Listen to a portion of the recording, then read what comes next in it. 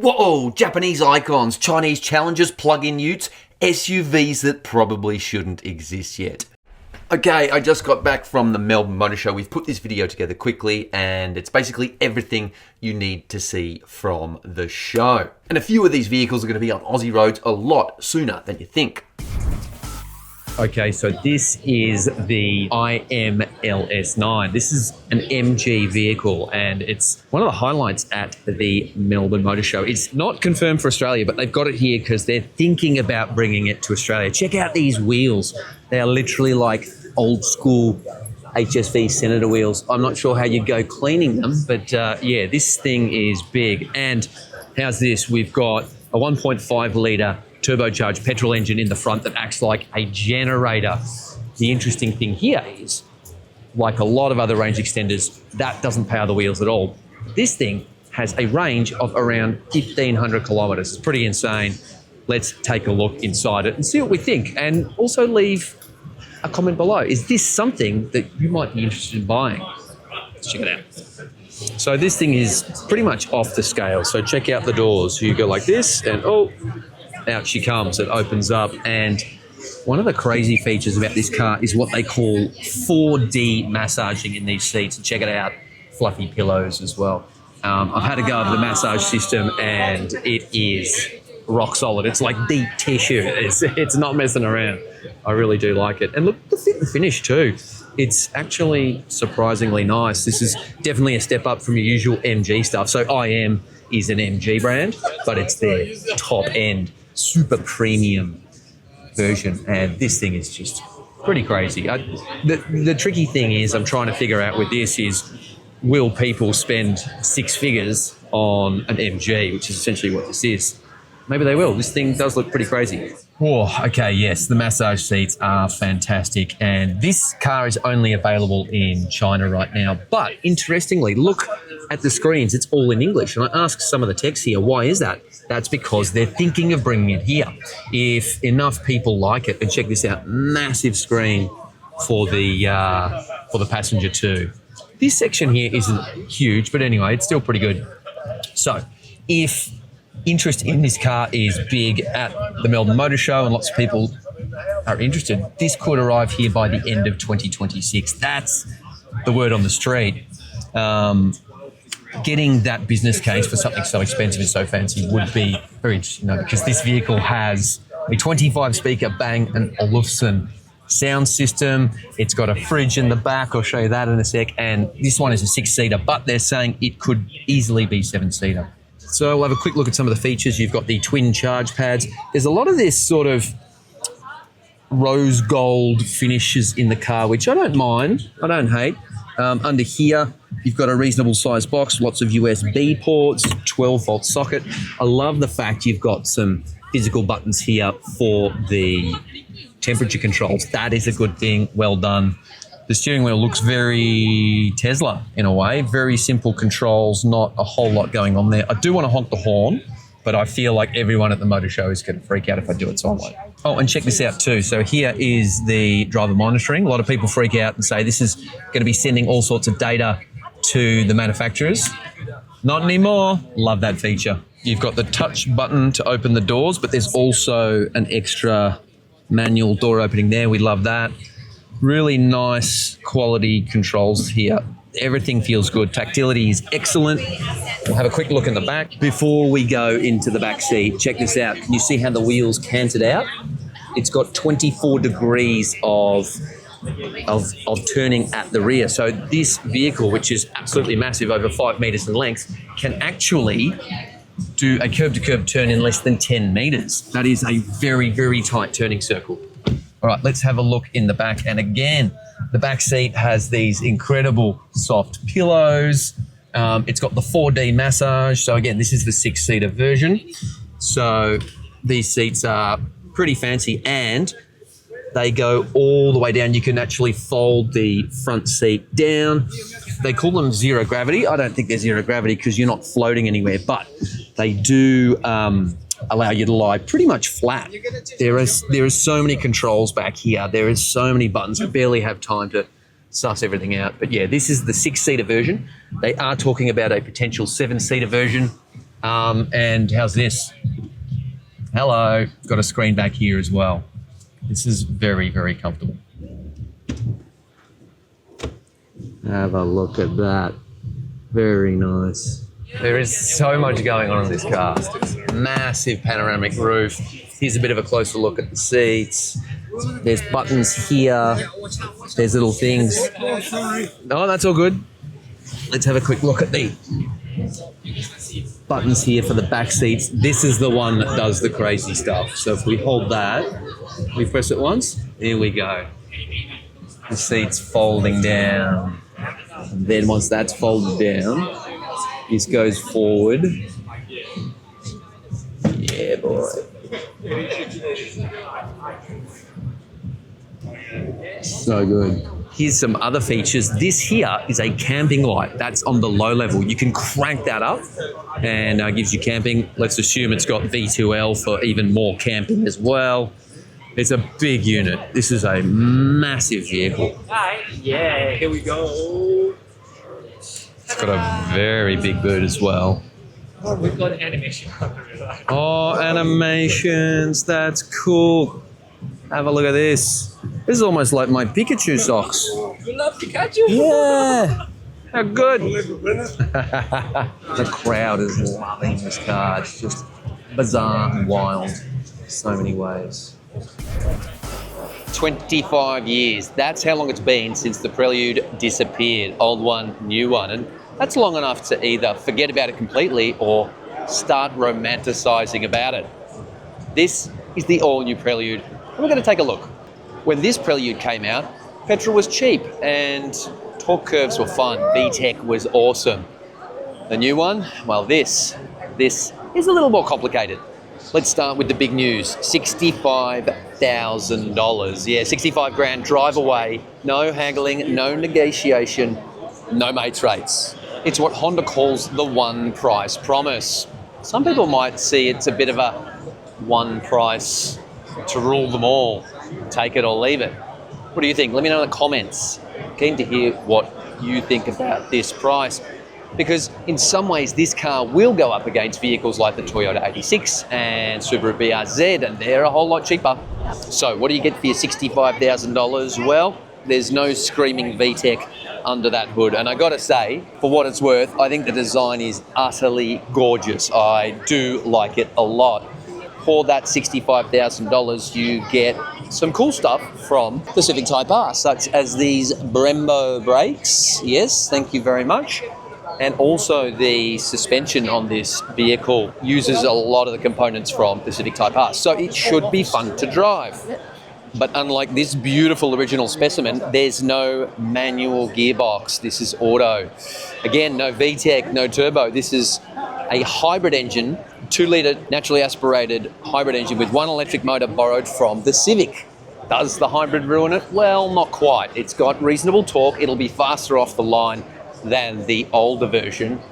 And I guess in times where fuel prices are high, it probably will be a reasonable commuter. Won't be too expensive. All right, so this is important. What's it like inside? Well, these sports seats look fantastic. Quality of the leather is, it's nice, it's supple, feels high end. Let's jump in. We'll shut the door. Oh, this is comfortable. This is cool. So yes, it's an automatic, but this does look and feel fairly premium. And the comfort levels on these sports seats are good. I like this. I think when Honda gets people in dealerships sitting in these cars, I think it's actually they're going to be quite impressed.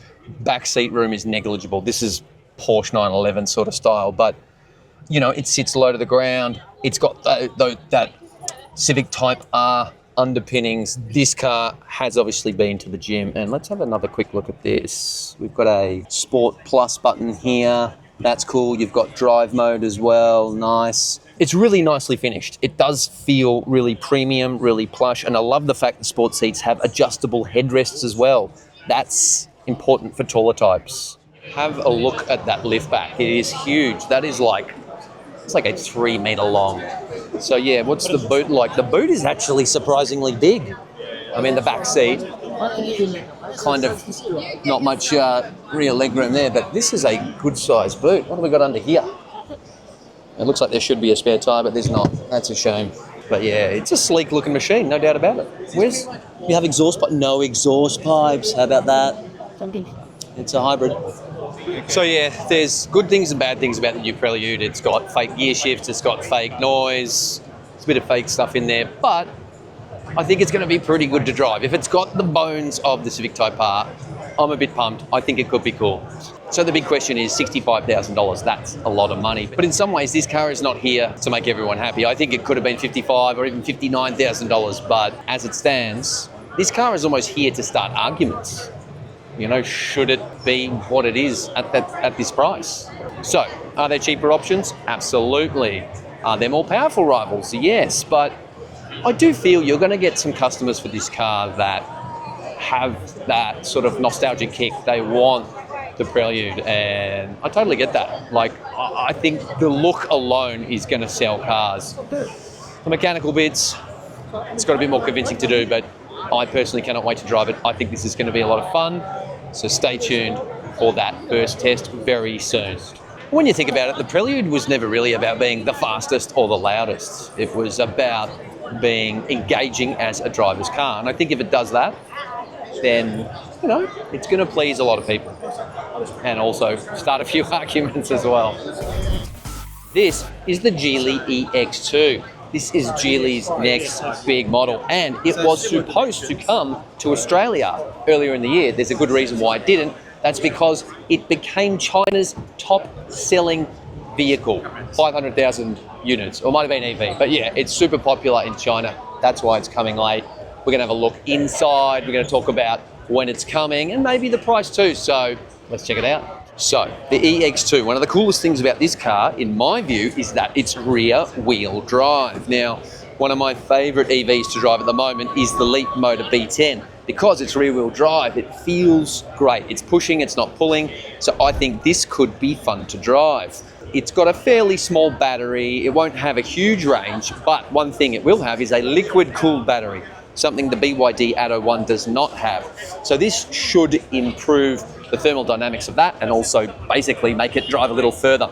Talking about how this new little compact EV drives, it's got multi-link rear suspension, not a solid torsion beam at the back or a solid axle. So again, this should improve the way not only it drives and handles, but how it rolls over bumps. Comfort levels should be quite good. And what do we think of the design? It's a little bit cute. It's a little bit different. Let us know in the comments.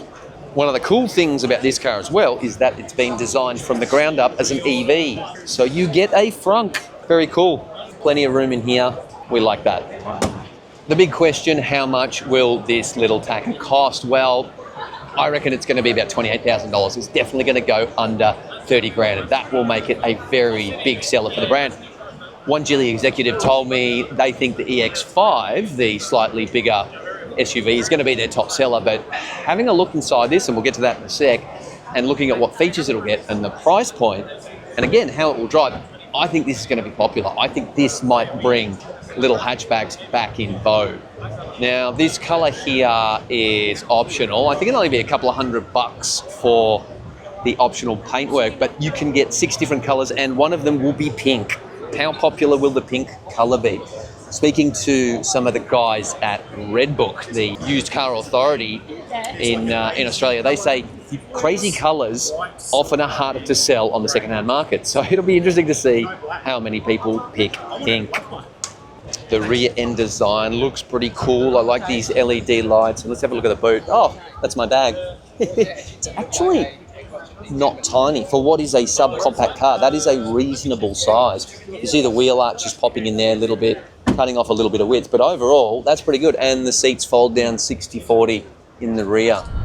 All right, let's have a look in the back seat. And it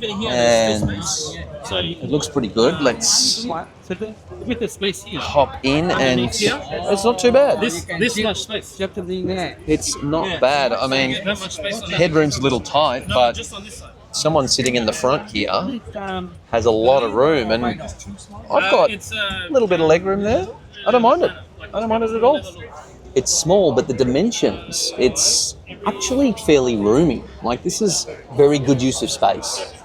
So the interior is surprisingly nice. The material qualities are similar to the EX5, the seats, the steering wheel. I absolutely love the steering wheel. It's got good storage. There's some very interesting design features in this vehicle too. I love the fact you've got a big 14.6-inch central screen. You've got an 8.8-inch digital driver's display for what is going to be a sub $30,000 car. This is impressive. This feels pretty good. I mean, it's not perfect. Some of the plastics are a little bit scratchy on the sides, but overall, I like what I see. So you've got the usual Geely style central screen. Love that. Brake pedal, energy regeneration. You've got different drive modes. I wonder if sport, this is rear drive. Imagine that on a dirt road or a wet roundabout. That could be fun. Driver assist systems. Hopefully we can switch some of those off. Let's have a look at some of these features. 8.8-inch. The steering wheel controls are really nice. Very straightforward. Okay, so what's this? This is interesting. Like that. Got all the controls on the door here. Electric windows, electric seats. It's very well equipped. Let's have a quick look at this. There's your gear shifter. Some hard controls. This is nice. We've got the air conditioning on or off, park brake, hazards, and of course defrost. And we've got a little wireless phone charger there as well. Not too shabby. The seats are surprisingly comfortable, and the fake leather upholstery is really nice. This is good quality stuff, and again, I love that squircle steering wheel. Very, very nice. Some of the other features include the optional two-tone roof, so, it looks pretty snazzy. And yeah, it's the 4-spoke wheels, don't mind them. Okay, so that is the new Geely EX2 in a nutshell. It's coming to Australia in the third quarter of 2026. So what's that? July, August, September? Was it September, August? I always get confused with, anyway, it's like second half of the year sometime.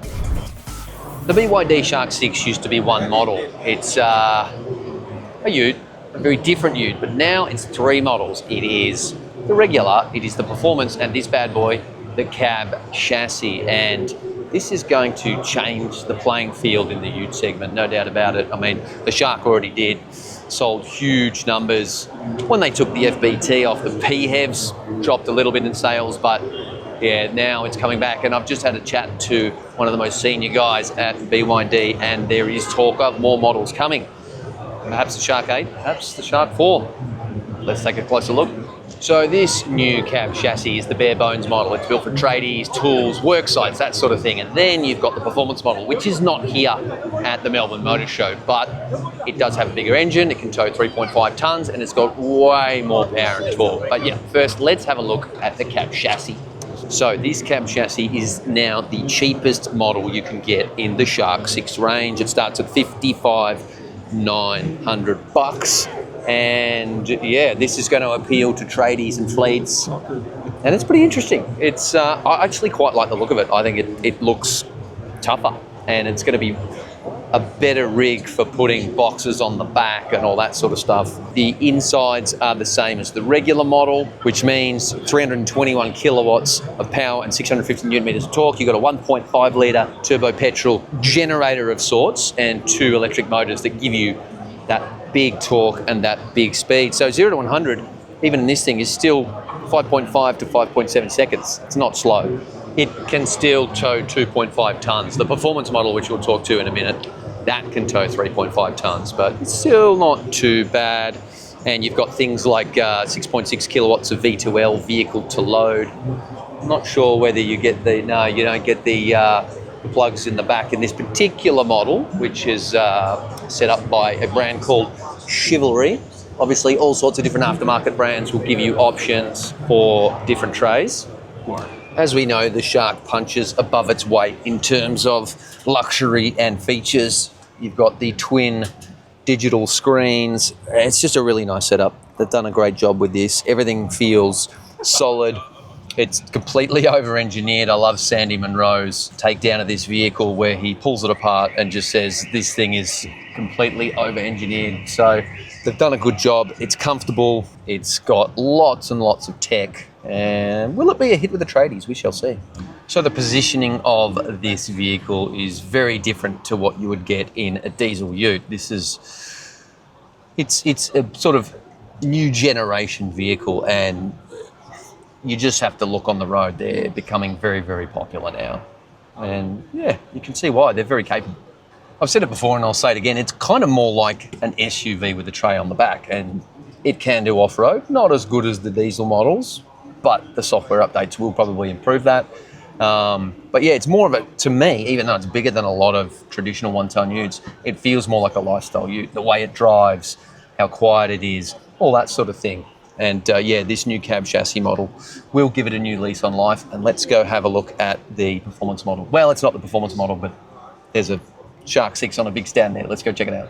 So while this is technically not the performance version of the new Shark, let's pretend it is. So it gets a new 2-litre turbocharged petrol generator engine, whatever you want to call it, and it will pump out 350 kilowatts and 700 newton meters of torque. So that is up from 321 and 650. 0 to 100 kilometers an hour is now quicker, 5.5 seconds, and the big deal is that 3.5 ton towing.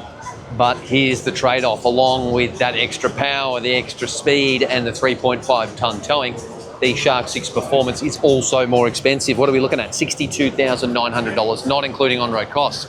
So add another $2 or $3 grand at least for government charges, dealer delivery charges. So yeah, that's a $65,000, $66,000 vehicle. But again, that towing could be the clincher for some buyers. I'm wondering with the cab chassis models whether there'll be an option for having a little one of those bad boys. That's such a handy feature in this vehicle.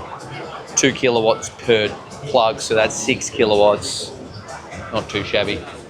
So there you have it. BYD is doubling down on its PHEV, well, tripling down on its PHEV utes. You've got the new performance model, you've got the new cab chassis model. The question is, are buyers ready for this expansion? Time will tell. Hey guys, quick interlude. There is heaps more content coming on the Car Sales channel. We're branching out. We've got monthly original series, including Idle Talk out there, and something very big from Fuel for Thought coming. So make sure you're subscribed so you don't miss any of this, on top of all our usual content, comparisons, reviews, and of course, my weekly news breakdown. This is one of the weirdest things at the Melbourne Motor Show. I was here last year. It is the JAC Hunter. It's a PHEV, and it's going to be a big deal. 360 kilowatts of power in this bad boy. They're saying it's going to come out mid-year, and yeah, it could give the Shark a run for its money. Let's take a closer look. So the idea here is that you can see how the innards of this PHEV works. It does give the car a strange monster truck-like appearance, but yeah, it's going to be a big deal for the brand. They're saying 50,000 kilometres of testing in Australia. That is a lot of testing. So basically, it's not going to look like that. It's going to look more like this. These are the other models. This is the Osprey. So it's going to look a bit more like that. Hey, mate. And yeah, what do we think? I think this is going to be quite expensive. I think this is not going to be cheap. It's going to be a $60,000, $70,000 vehicle, but there is a lot riding on this vehicle for JAC, and they're keen to make it work in Australia. So locally tuned suspension, all that sort of stuff. A lot of testing here. So the suspension has been calibrated by Multimatic here in Australia for Aussie conditions. So yeah, it's going to be interesting to see how this one compares to other models.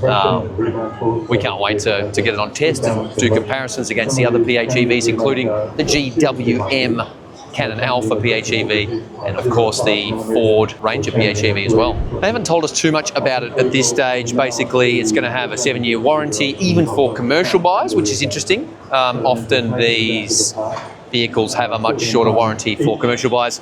There'll be 2 model grades. The Hunter Pro, which is the base model, that's going to have a rear diff lock. And then the Hunter X, the top spec PHEV, which will have front and rear diff locks, sunroof.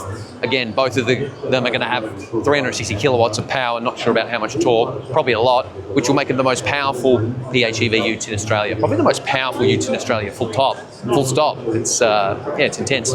Fuel economy is claimed at 1.6 litres per 100 kilometres, but again, as we know with PHEVs, getting that requires you to plug it in and charge it regularly, like all the time, and a lot of people probably won't do that. Again, coming around middle of the year, and Australia is the first market outside of China to get this vehicle. So, yeah, it's a pretty big deal. This is what it will look like.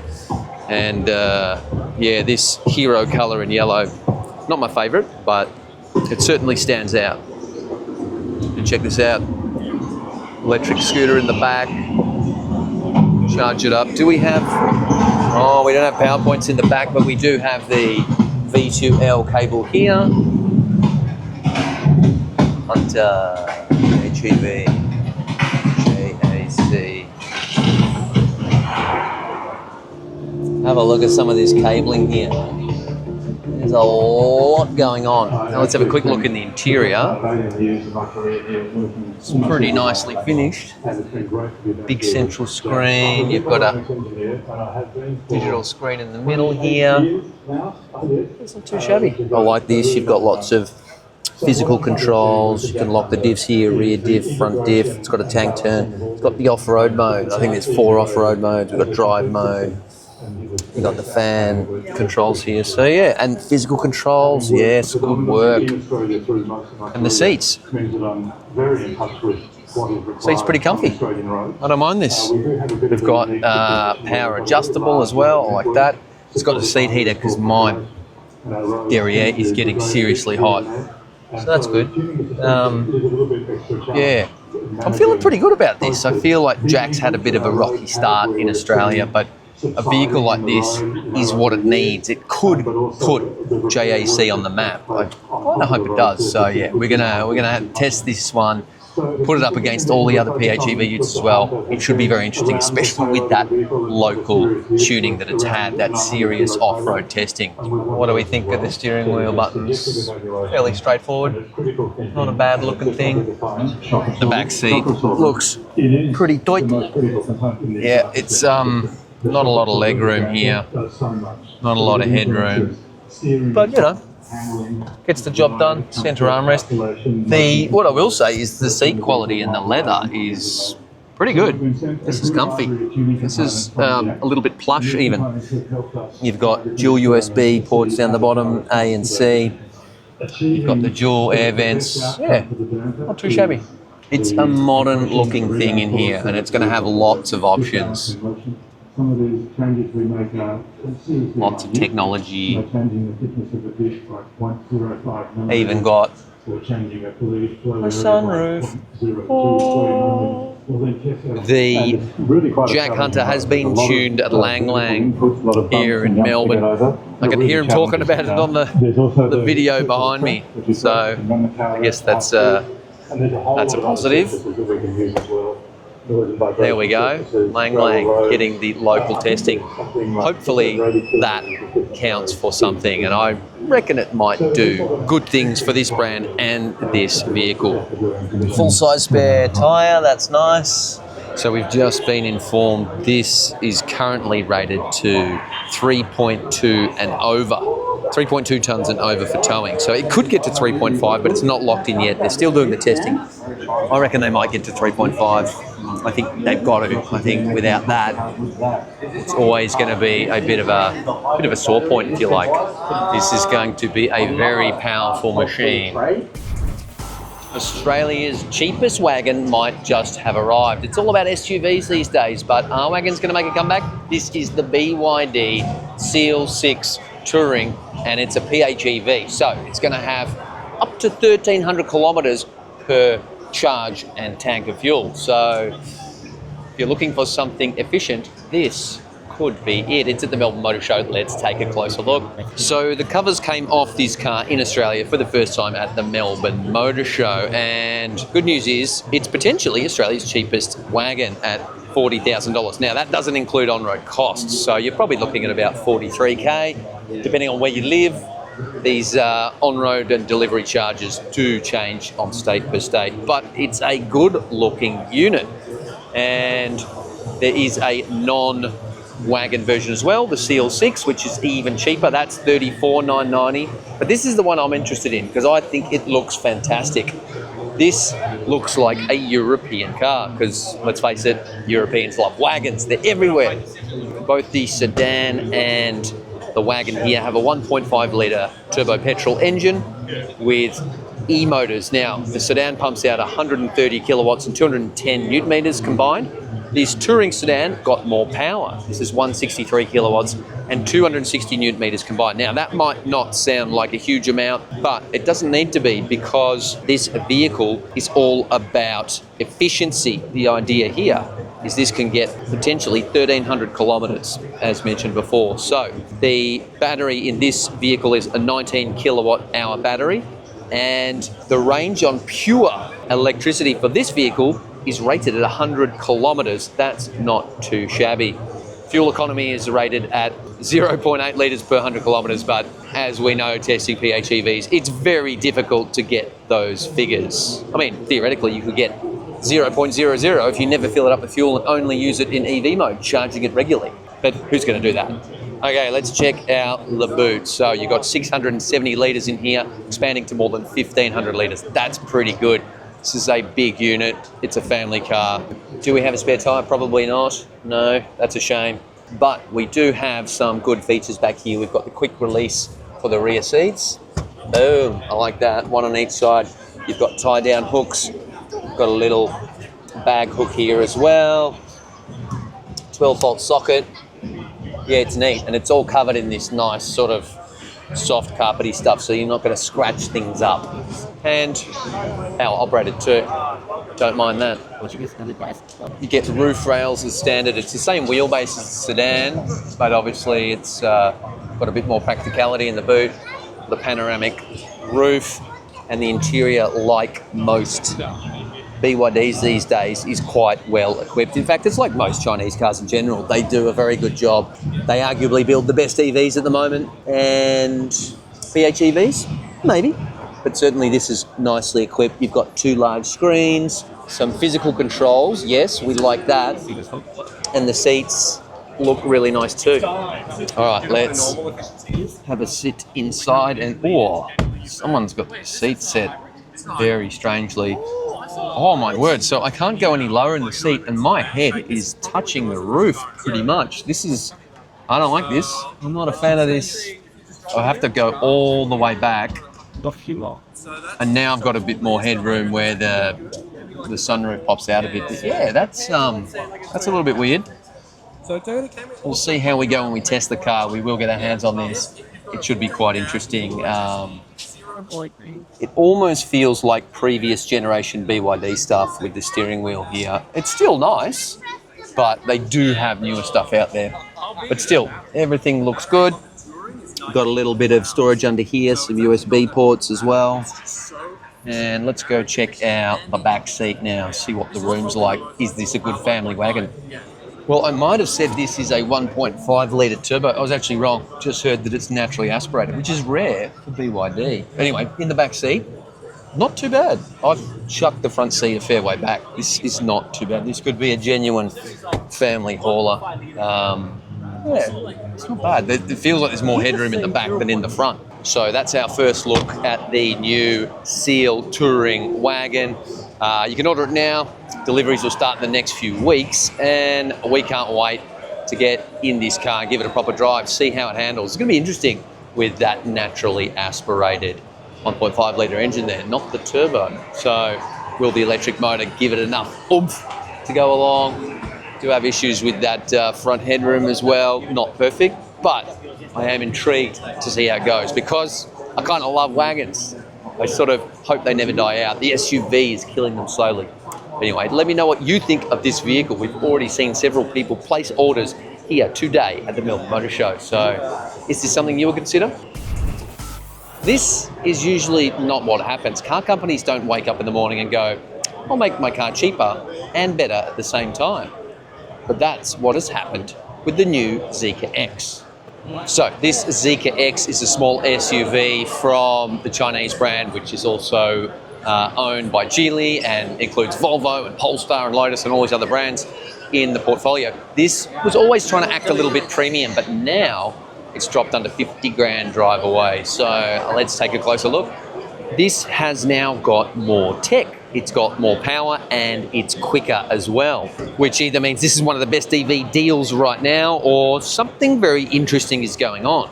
Now, I talked to the Zeekr executives. I said, have you done this? Have you made these changes to this vehicle, dropping massive amounts off the price because of what's happening in the Middle East? Petrol prices are going through the roof, the war, blah, blah, blah. We know EV intending has gone right up, more people are buying them. They said, no, this deal has been in place since, I think, December. They said they're working on it. So there it is. I guess the question is, do we believe them? Okay, so as mentioned, the rear-wheel drive Zeekr X is priced from $48,900 drive away, and the all-wheel drive, which you can tell because it's got slightly bigger wheels and it's way faster, is $57,900 drive away. That's a big drop from the previous pricing. And drive away pricing means no extra on-road costs, no dealer delivery, no government charges. So in terms of the power upgrades, the rear-wheel drive model over here, the black one, goes up to 250 kilowatts. The all-wheel drive twin e-motor model, 365 kilowatts. So this bad boy here, it's under $60,000, will go from 0 to 100 in 3.7 seconds. That is fast, probably too fast for most people. No one needs that, but you kind of want it. It's kind of cool. It's bragging rights, I guess. Meanwhile, the rear-wheel drive model is like 5.7 seconds to 100, which is still super quick. That's like hot hatch quick. And that's probably the one I'd go for. It's really well priced. And I believe, this is my theory, I don't have anything to back this up yet, but this vehicle's sister car from Geely, the EX5, has been selling really well. This one has not. That's why I think they might have brought the price down, because they know there's buyers for these compact, semi-premium EVs. So, yeah, I think a little bit of inter-family competition has spurred them on a little bit. It's got automatic doors. You push a button, they pop open. Now, the all-wheel drive version has a range of 415 kilometres. The rear-wheel drive is about 405 kilometres on the WLTP cycle. These 400 kilometre plus ranges are competitive, but not what you would call class leading. There are other EVs out there that deliver greater ranges. And of course, this is the 2026 Zeekr X. It's got a slight redesign. There's a lot more aero bits going on. It looks more modern. I actually quite like it. It's not bad. What do you think? Let us know in the comments below. Those headlights almost look like a super futuristic Pagani. That is pretty cool. The rear wheel drive model also adds the new golden battery. It's an LFP, and that gives you up to 230 kilowatt DC fast charging, about 10 to 80% in 18 minutes on a public fast charger. Not too bad. Alrighty, let's have a look inside. This is the rear wheel drive model. This is fancy. This is the top spec. Let's have a squiz. The seats look fantastic. Very, very nice. There's definitely a sense of premium Europeanness in here, even though this is a Chinese vehicle. A lot of the design comes from Sweden, would you believe, that ties up with Polestar and Volvo. So Shana has already reviewed this car for us. You can read that review, and we quite like the way this car drives. It's not too shabby. Obviously, I'm just giving you the walk around here, but from where I sit, very comfortable seats. These are pretty good, and overall material quality is excellent. The steering wheel looks pretty cool, and I quite like this on the steering wheel. You've got really simple buttons here. This one does the volume, but here, look, you can open the boot here. You can do the defrost here. This is interesting. Lock the doors. I really like that design feature. It's different. Another interesting design feature is this. Check it out. I push this button on the door. Ding, ding, ding, ding, ding. Automatic doors. You get that in the Zeekr 7X as well. Very popular model. It's just over here at the Melbourne Motor Show on the stand. And I personally think it's gimmicky. I don't like it. I know all the commenters, the owner's going to be like, no, it's the best thing ever. It's great. But if you're parked on a hill, for instance, and you hit the button and it's trying to close, it struggles. It's not perfect. But I can see why people do like it. It's a bit of a party trick, really. So you've still got the twin digital screens here. We've got a nice size central touchscreen. You've also got, I think this is 8.8 and 14.6. This all looks really nice. All the moving parts have a really high quality to them as well. You've also got the wireless charge pad here and here. These models also have, I've got massaging seats in this rear-wheel drive model, which is nice. That's one of my favourite features. I would much rather massage seats than automatic opening or closing doors. Now, all models, including the cheaper rear-wheel drive model, now get heated and cooled front seats and a 13-speaker Yamaha stereo system, and it's a pretty good stereo system. And there go the automatic doors again. Really useful when you're at the motor show. I love this. Check this out too. Hopping into the back seat, bing, open the door like so. They have done a really good job with the design. And I believe there's a fridge here. Oh, it's in here. The fridge is in here. I've just got in the back seat. Can't show it. But anyway, this is quite nice. Huge panoramic glass roof as well. Let's see what the room is like in the back. It's not too bad. Like, I've got reasonable headroom. It doesn't feel as cramped as, say, that EX2 from Geely we tried. That is small, but this is good. It's good. I like it. It's premium. The I don't know if it's fake leather. I think it is, but it feels good. It feels nice. Okay, I found the fridge. Have a look at this. Have a look in here. Ring-a-ding-ding. You can tell it's a fridge because it's white. Love it. This vehicle is getting a lot of attention. In fact, the Zeekr exhibit here at the Melbourne Motor Show is heaving. There's clearly a lot of interest here. Let's have a quick look at the boot. Oh, there we go.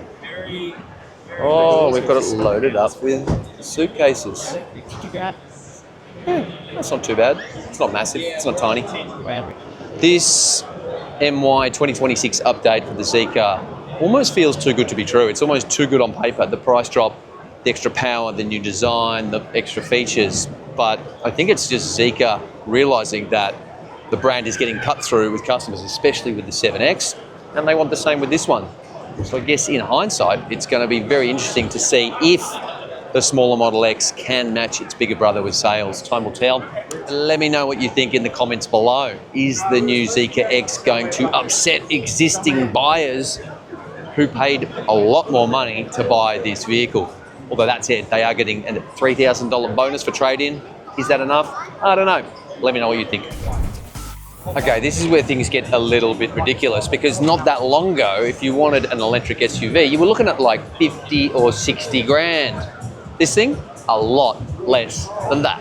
GWM has rolled into the Melbourne Motor Show and said, here's one for 33 grand. This is the new, gotta say this right, GWM Aura 5 SUV, and it's the same price as the Aura hatch, but it's bigger, it's got more stuff. Let's check it out.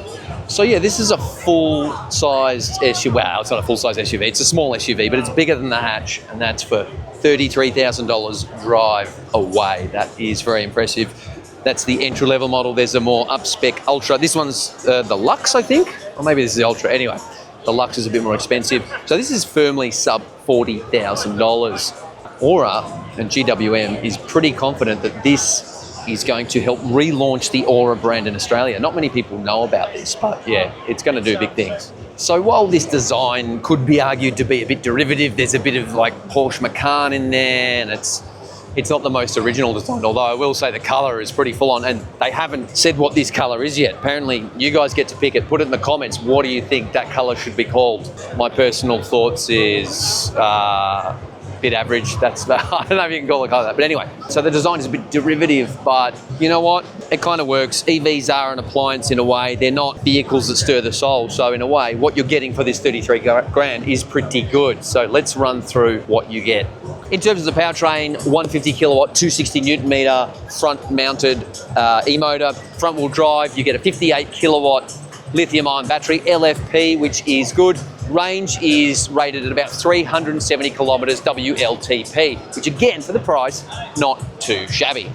DC fast charging, 120 kilowatts, not class leading, but not terrible. This should charge relatively quickly, and given that most fast chargers, you'll find some of them are just 50, 7,500 kilowatts, it's not the worst thing in the world. All right, let's have a look inside. I've snaffled the key.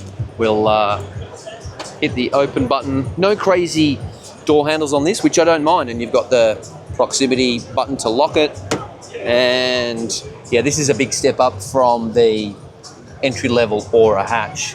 We'll just undo that seatbelt there, we'll put the key back here, and You've got 8.8 inch screen there. This is becoming very similar. Most cars these days have the 8.8 inch and the 14.6 inch, and it's all very clean and simple. This is very reminiscent of the Mini Cooper. It's pretty much a blatant rip-off, but you know what? I don't mind it. At least it's got physical controls for air conditioning.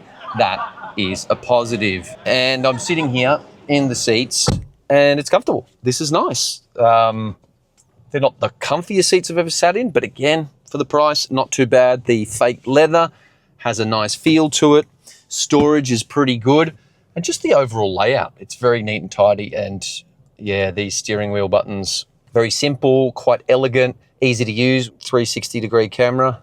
There we go. Look at all the people at the motor show. You can see that guy's hand there. What's he doing? Tickling himself. Anyway, so yeah, really nice layout of controls, and you do get quite a bit of kit in this vehicle as well. Oh, I got it wrong. The screen is actually a 10.25 inch screen, but the 14.6 is in there. So yeah, it's pretty modern, it's pretty tech heavy. You've got wireless Apple CarPlay and Android Auto, power operated seats, that's always nice.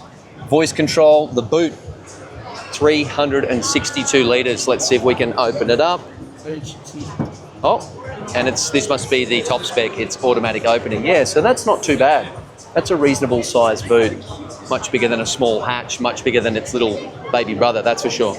So those rear seats are 60/40 split fold, plus this thing has V2L, vehicle to load, up to 6 kilowatts. So, you know, you go camping, you can plug stuff in, you can put in appliances. Safety systems are also pretty good. Got that 360 camera that we looked at before. Let's have a look at the back seat, see what room is like back here. And it's actually not too bad. My head is getting dangerously close to the ceiling, but you know, overall, it's not bad. The back seats actually feel a little bit comfier.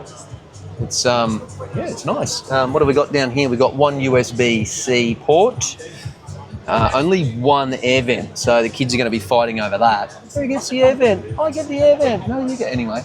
Lots of features, and yeah, I'm not sure I love the outside, but I do quite like the inside. Other features include this panoramic glass roof with a proper sunblind. The front seats are heated and cooled. That's a nice touch. Rivals for this vehicle include the BYD Atto 2 and the new GAC Ion UT. And yeah, look, fit and finish is pretty nice.